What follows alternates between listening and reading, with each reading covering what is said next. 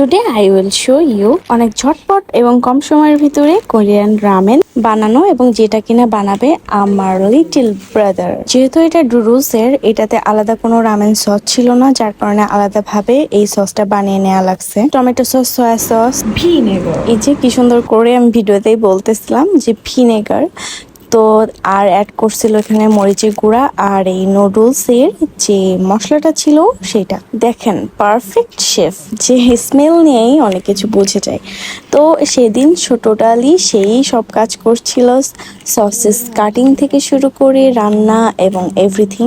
আমি বলবো বাসায় ছোট ভাই কিংবা অন্য কোনো ছেলে মানুষরা যদি রান্না করতে পারে, কিন্তু এটা কিন্তু আসলেই একটু অন্যরকম হয় এবং ছেলেদের হাতের রান্না কিন্তু আসলেই ভালো হয়। বেশিরভাগই কিন্তু আমরা দেখি মাস্টার শেফগুলো কিন্তু ছেলেরাই হয়। বাসায় এরকম ছোট ভাই থাকলে কাজ করতে দেখলে কি যে একটা মনের শান্তি লাগে না।